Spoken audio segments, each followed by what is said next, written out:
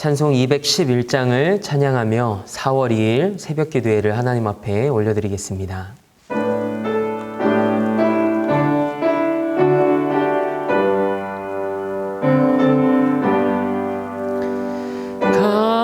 값비싼 양으로 주께 드린 막달라 마리아 본받아서 향기로운 산제물 주님께 바치리. 사랑의 주네 주님께 연약한 자에게 힘을 주고 어두운 세상에 빛을 비춰 성실과 인내로 내 형제 이끌리. 사랑의 주네 주님께 두려운 마음에 소망 주고 슬픔에 쌓인 자 위로하고 길 잃은 자들을 친절히 이끌리. 사랑의 주네 주님께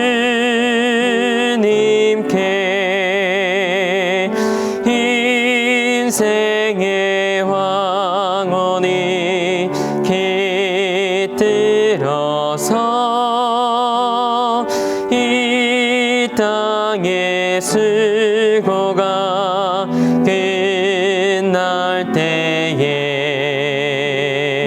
주님을 섬기다 평안히 가리라. 사랑의 주네 주님께 아멘. 나는 전능하신 아버지 하나님 천지의 창조주를 믿습니다.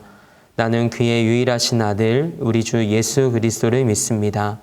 그는 성령으로 잉태되어 동정녀 마리아에게서 나으시고 본디오 빌라도에게 고난을 받아 십자가에 못 박혀 죽으시고 장사된 지 사흘 만에 죽은 자 가운데서 다시 살아나셨으며 하늘에 오르시어 전능하신 아버지 하나님 우편에 앉아 계시다가 거기로부터 살아있는 자와 죽은 자를 심판하러 오십니다. 나는 성령을 믿으며 거룩한 공교회와 성도의 교제와 죄를 용서받는 것과 몸의 부활과 영생을 믿습니다. 아멘. 찬송 505장을 한 장 더 하나님 앞에 영광 올려드립니다. 우리 힘차게 박수하면서 함께 찬양하겠습니다. 온 세상 위하여 나 복음 전하리. 만 백성 모두 나와서 주 말씀 들으라. 죄 중에 빠져서 헤매는 자들아 주님의 음성 듣고서 너 구원받으라. 전하고 기도해 매일 증인 되리라. 세상 모든 사람 다 듣고 그 사랑 알도록 온 세상 위하여 이 복음 전하리. 저 죄인 회개하리. 전하고서 주 예수 믿으라. 이 세상 구하려 주 돌아가신 것 나 증거하지 않으면 그 사랑 모르리. 전하고 기도해 매일 증인 되리라. 세상 모든 사람 다 듣고 그 사랑 알도록 온 세상 위하여 주 은혜 임하니 주 예수 이름 힘입어 이 복음 전하자. 먼 곳에 나가서 전하지 못해도 나 어느 곳에 있든지 늘 기도 힘쓰리. 전하고 기도해 매일 증인 되리라. 세상 모든 사람 다 듣고 그 사랑 알도록. 아멘. 오늘 우리에게 주신 하나님의 말씀은 마가복음 14장 3절에서 7절의 말씀입니다. 마가복음 14장 3절에서 7절에 기록된 말씀입니다. 하나님의 말씀을 받겠습니다 라고 고백한 후에 저와 여러분 한 목소리로 합독하겠습니다. 하나님의 말씀을 받겠습니다. 예수께서 베다니 나병 환자 시몬의 집에서 식사하실 때에 한 여자가 매우 값진 향유 곧 순전한 나드 한 옥합을 가지고 와서 그 옥합을 깨뜨려 예수의 머리에 부으니 어떤 사람들이 화를 내어 서로 말하되 어찌하여 이 향유를 허비하는가. 이 향유를 300데나리온 이상에 팔아 가난한 자들에게 줄 수 있었겠도다 하며 그 여자를 책망하는지라. 예수께서 이르시되 가만두라. 너희가 어찌하여 그를 괴롭게 하느냐. 그가 내게 좋은 일을 하였느니라. 가난한 자들은 항상 너희와 함께 있으니 아무 때라도 원하는 대로 도울 수 있거니와 나는 너희와 항상 함께 있지 아니하니라. 아멘. 아멘. 하나님의 말씀으로 새로운 하루를 여는 우리 사랑하는 성도님들에게 힘을 다하여 예수님을 사랑하고 그분을 닮아가는 이 사순절이 되길 주님의 이름으로 축복합니다. 오늘은 복음과 함께 기억되는 사람이라는 말씀의 제목을 가지고 함께 은혜 나누고자 합니다. 우리가 조금 전에 함께 읽은 이 말씀은 예수님에게 일어난 사건 중에서 아주 감동적이고 아름다운 사건 중 하나입니다. 오늘 우리가 함께 읽은 말씀은 널리 알려진 옥합을 깨뜨려 라는 찬양을 통해서 우리에게 익숙한 말씀이기도 합니다. 이 찬양의 시작은 이렇습니다. 내게 있는 향유 옥합 주께 가져와 그 발 위에 입 맞추고 깨뜨립니다. 조금 전에 우리가 함께 찬양했던 찬송가 211장 1절에는 값비싼 향유를 주께 드린 막달라 마리아 본받아서라고 기록되어 있습니다. 그래서 우리는 오늘 본문에서 예수님께 향유를 부은 이 한 여인이 막달라 마리아라고 생각합니다. 그러나 이는 잘못된 가사입니다. 수정이 필요합니다. 그렇다면 이 여인은 누구일까요?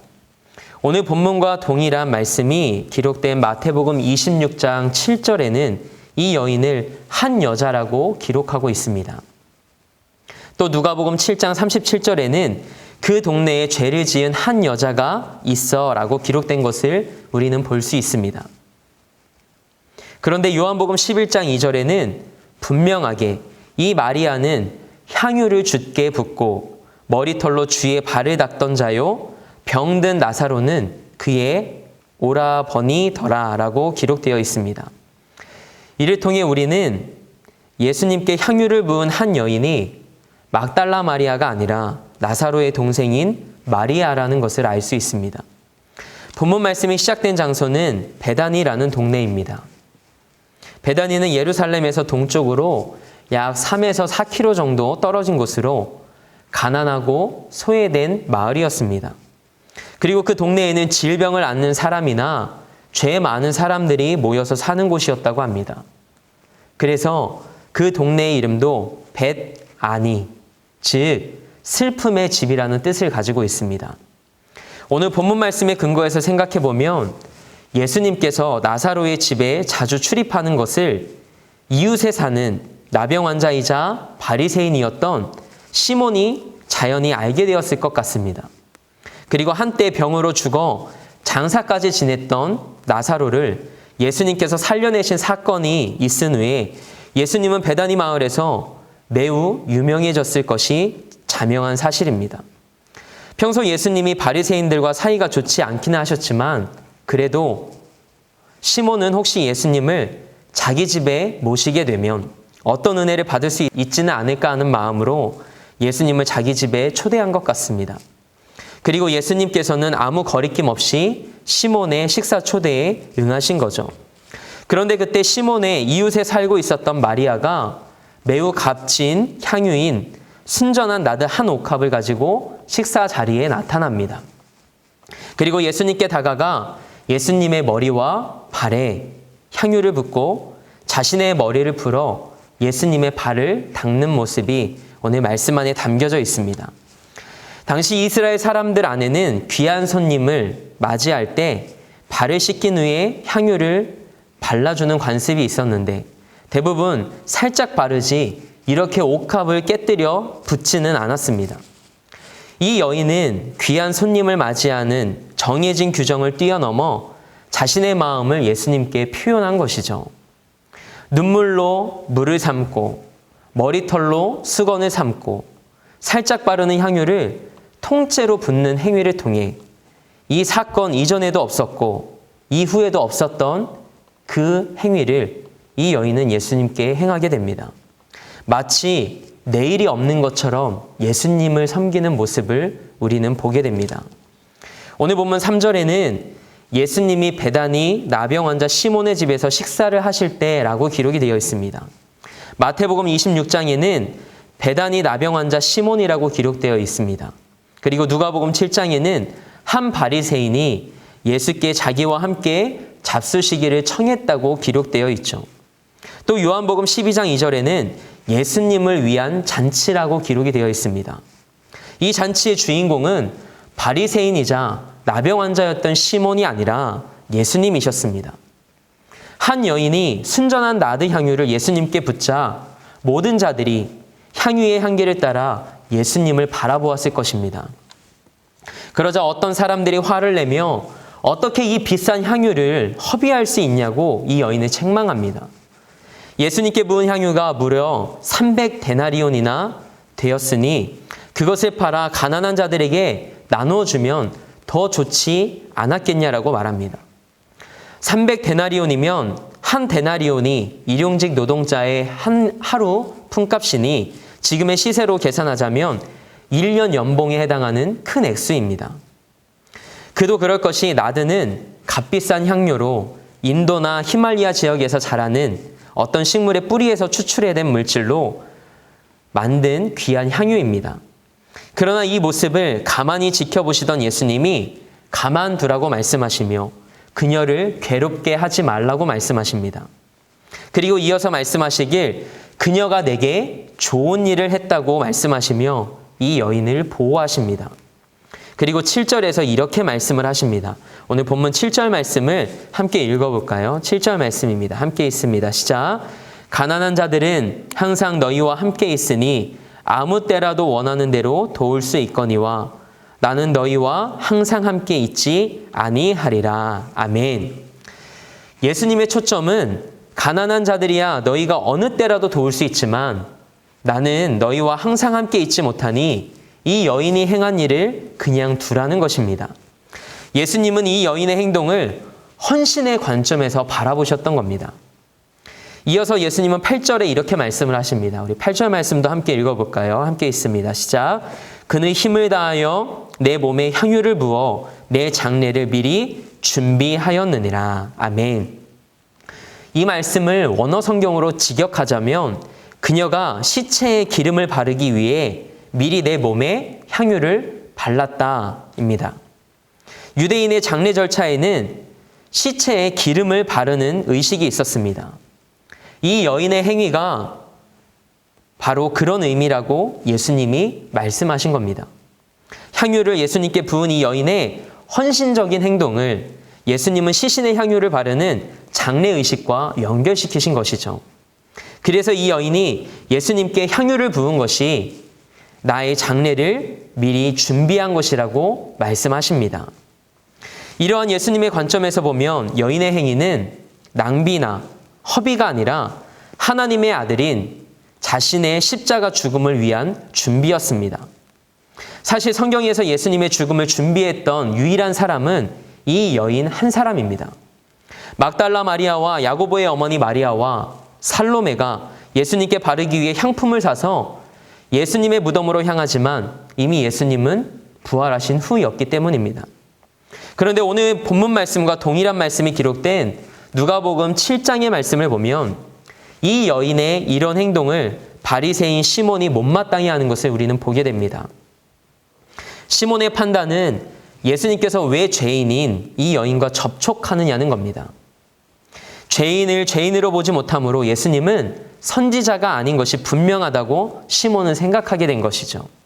정말 바리새인다운 겉과 속이 다른 모습입니다. 예수님을 손님으로 초대해 놓고는 어떻게 하면 예수님을 흠잡을까 딴 생각을 하고 있었기 때문입니다. 시몬의 생각을 이미 아신 예수님은 시몬에게 간단한 비유를 말씀하시므로 시몬의 잘못된 판단을 교정하십니다. 빚진 사람 둘이 있는데 그중 한 사람이 500데나리온을 빚지고 또 다른 한 사람은 50데나리온을 빚졌다고 합니다. 그런데 두 사람 다 그 빚을 갚을 능력이 없는 거죠. 그런데 채권자가 그 두 사람의 빚을 다 탕감해 주었다면 두 사람 중에 어떤 사람이 이 채권자를 더 감사하고 그를 더 사랑하겠느냐고 예수님이 물으신 겁니다. 그러면서 예수님은 말씀을 이어가십니다. 자신을 초대한 바리새인 시몬은 자신을 손님으로 초대한 예수님에게 당연히 제공해야 할 발 씻을 물이나 환영의 인사나 머리에 바를 값싼 감람류도 드리지 않았습니다. 오히려 죄인 취급을 당하던 한 여인이 예수님을 더 큰 감사로 영접합니다. 이 여인은 향유를 예수님께 부어드려서 죄사함과 구원을 받은 것이 아니라 이미 많은 죄를 사함받아 감사로 예수님을 영접한 것이죠. 죄의 용서가 사랑의 헌신과 감사의 행동을 유발시킨 겁니다.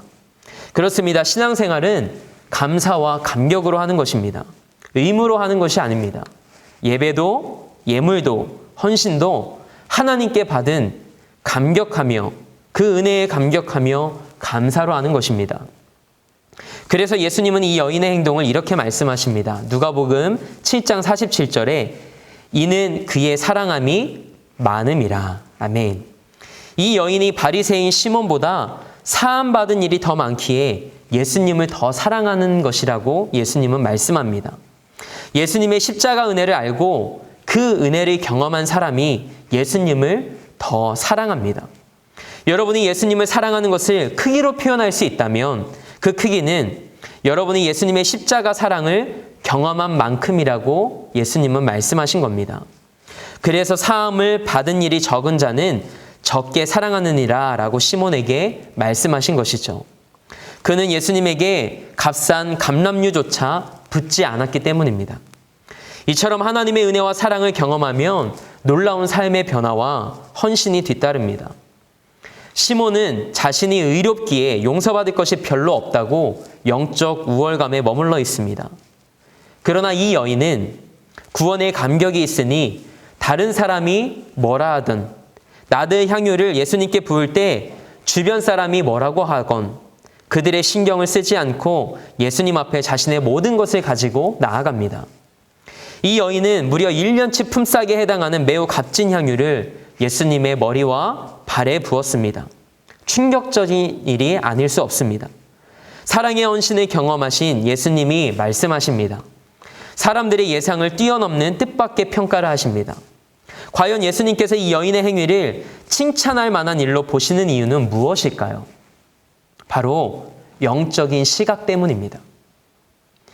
예수님은 자신에게 향유 붓는 일을 자신의 메시아됨을 인정하고 며칠 후에 찾아올 십자가에서의 죽음을 위한 준비한 사랑과 헌신의 행위로 보셨던 것입니다.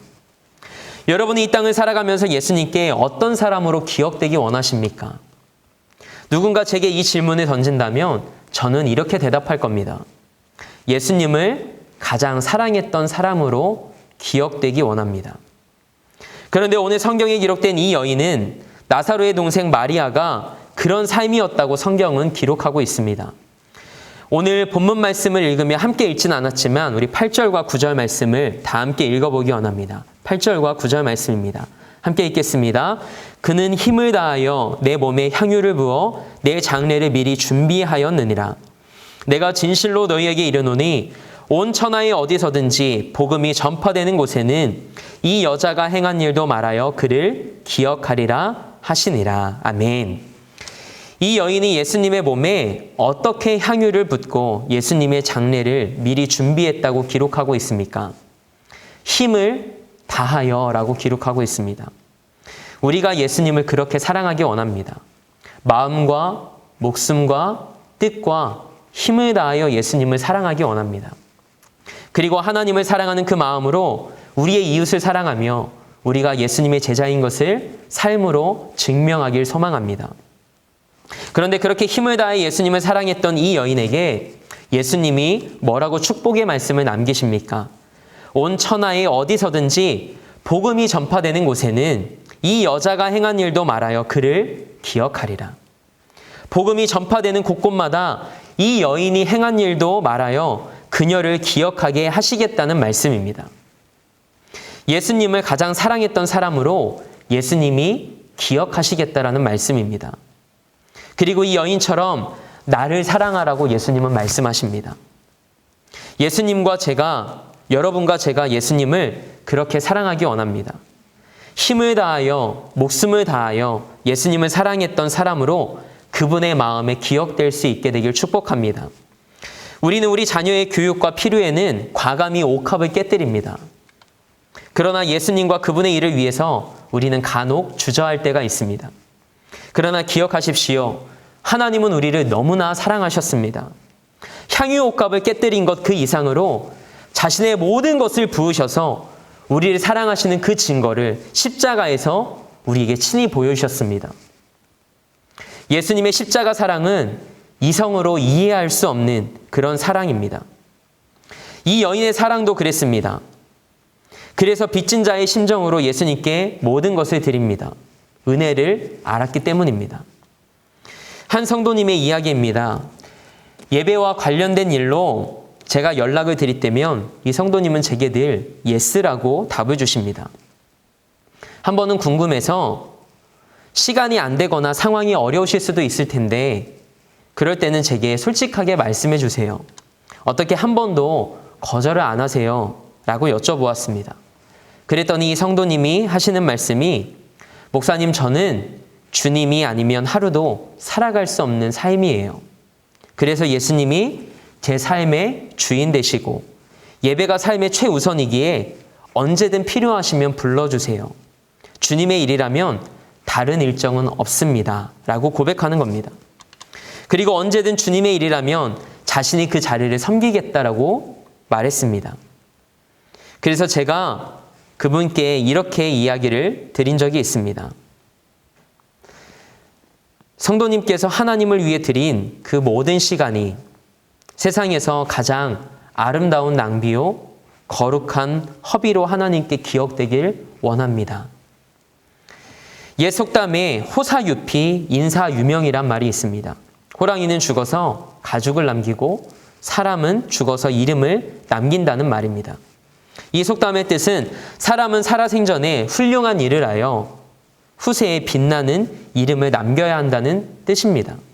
그런데 저는 이 속담을 빗대어 우리가 이런 삶을 살게 되길 축복하며 말씀을 마치고자 합니다. 호랑이는 죽어서 가죽을 남기고 그리스도인은 죽을 때 복음과 함께 이름을 남기며 예수님께 기억되는 사람이다. 여러분과 저의 삶이 예수님께 그렇게 기억될 수 있길 주님의 이름으로 축복합니다. 우리 함께 기도하겠습니다. 하나님, 사순절을 보내고 또 한편으로는 바이러스로 인해 어려운 시간 속을 통과하는 우리입니다. 이 모든 상황 속에서 환경의 마음을 빼앗기는 우리가 아닌 하나님께 나의 마음과 시선이 온전히 향하길 원합니다. 하나님의 뜻을 다 이해할 수 없지만 우리 삶에서 일하실, 그래서 반드시 우리의 삶을 온전케 하실 하나님을 신뢰합니다. 우리 안에 회개의 영을 부어주시고 하나님을 경외하며 힘을 다해 하나님을 사랑하는 마음을 우리 안에 부어주옵소서. 그리하여 우리의 어떠함과 상관없이 하나님을 사랑하며 하나님 안에서 참된 평안과 기쁨을 누리게 하옵소서. 주님의 십자가를 기억하며 그 길이 고난이요 두려움의 시간이지만 예수님께서 묵묵히 그 길을 걸어가신 것처럼 우리도 의연하게 이 시간을 걸어가길 원합니다. 우리 안에 그 믿음을 주시고 우리를 사랑하셔서 변하지 않는 사랑과 은혜로 이끄시는 하나님을 소망케 하옵소서. 그리하여 이 아름다운 4월의 봄이 우리 삶에도 찾아오게 하시고 모든 아픔과 슬픔과 눈물이 지나고 하나님 안에서 부활의 영광을 믿음의 눈으로 보게 하옵소서. 오늘 말씀에 기록된 한 여인의 사랑과 헌신처럼 우리가 예수님을 더욱 사랑하게 하시고 예수님을 닮아가는 우리가 되기를 원합니다. 그 사랑과 은혜와 구원에 감격하여 하나님께 우리의 삶을 온전히 내어드리며 이 땅에서 하나님 나라를 살아가는 우리 모두가 되게 하옵소서. 무엇보다 복음과 함께 이름을 남기며 예수님께 기억되는 아름답고 복된 인생이 되도록 성령님 우리의 삶을 인도하시고 견인하여 주옵소서. 그렇게 우리 각자의 삶에서 일하실 하나님을 기대하며 우리 삶의 목적 되시고 이유 되신 예수님의 이름으로 기도합니다. 아멘. 하늘에 계신 우리 아버지, 아버지의 이름을 거룩하게 하시며 아버지의 나라가 오게 하시며 아버지의 뜻이 하늘에서와 같이 땅에서도 이루어지게 하소서. 오늘 우리에게 일용할 양식을 주시고 우리가 우리에게 잘못한 사람을 용서하여 준 것 같이 우리 죄를 용서하여 주시고 우리를 시험에 빠지지 않게 하시고 악에서 구하소서. 나라와 권능과 영광이 영원히 아버지의 것입니다. 아멘.